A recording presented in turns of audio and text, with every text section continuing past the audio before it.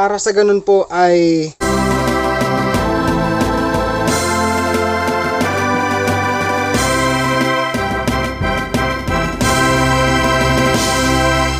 anumang brand ng feeds pwede, yung para sa biik po na. Hi guys, magandang araw po sa ating lahat. In this video guys, samahan niyo po ako.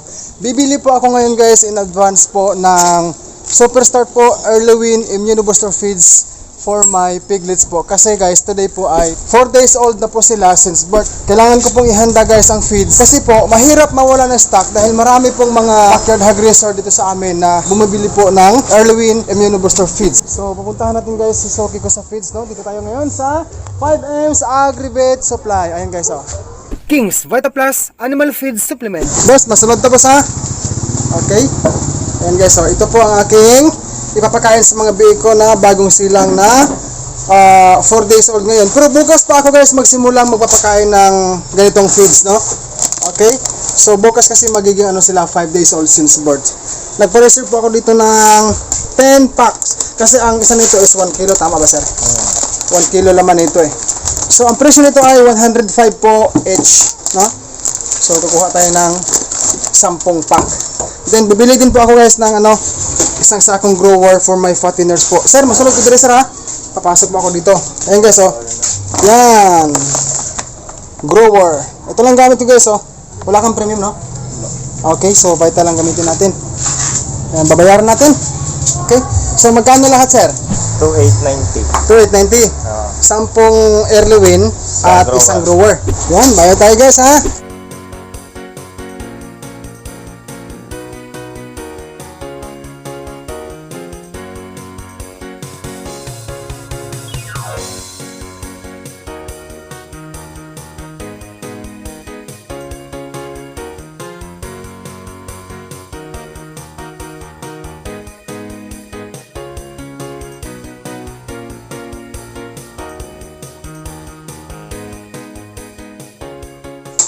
Okay na ako boss ha. Okay. Babalikan ko na lang yung ano ko, growers ng sako.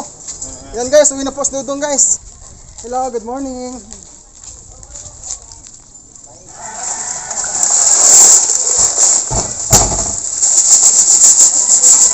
So ito na guys, no?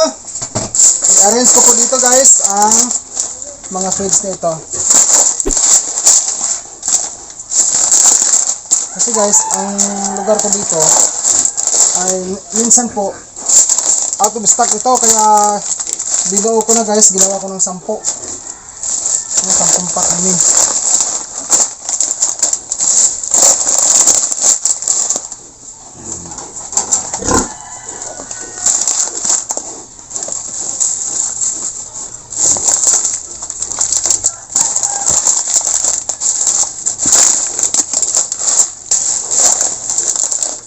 So guys, bago tayo magtatapos sa video na ito, shout out po muna kina kabayang Wenceslao Bunza from Bicol, kay kabayang Bisaya nga Mangunguma, kay Lanzaba Noah from Binugaw, Toril, Davao City, kay Dory Zamboanga del Norte, BM Vlog TV, Dan Erwin, John Paul Castuera, Renz John Palmones, Michael Quejanos, at syempre po sa inyo pong lahat viewers, shout out po sa inyo. Wait lang guys, huwag ka po munang umixit kasi meron po akong 3 tanong mula sa viewers natin dyan na gusto ko pong bigyan ng kasagutan na magdudulot po ng munting kaalaman po sa aking mga kababayang beginners pa lang sa pag-alaga ng baboy. Okay, so ito guys ang kanilang mga tanong, no?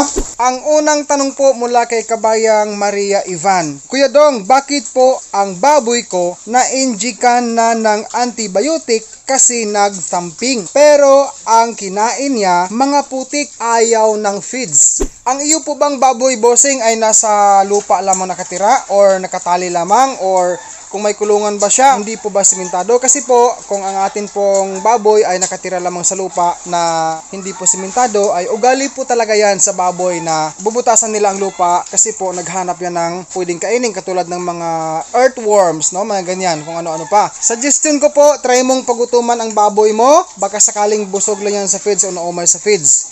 Tapos guys, ilagay mo siya sa semento na kulungan, no? Para hindi po siya makakain ng lupa. Pag nagutom yan, sigurado pong kakain po yan. At syempre may tubig din po, no? Pangalawang tanong mula po kay kabayang Brian Silucia. Kuya Dong, 20 days from birth na piglets ko.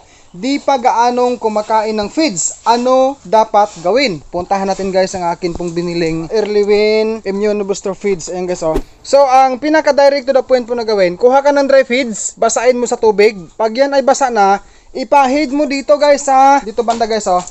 Ipahid mo dito. Assuming may hawak na akong feeds na basa, yung Early Win Immune Booster Feeds, no? Anumang brand ng feeds, pwede, yung para sa biik po, na mga bagong silang. Ipahid mo dito ang basa na feeds para sa ganun po ay every time na pupunta dito ang mga biik para kukuha ng milk kay mother pig ay slowly nilang malalasahan po ang lasa ng feeds. At ganun din, pwede kang maglagay ng dry feeds dito.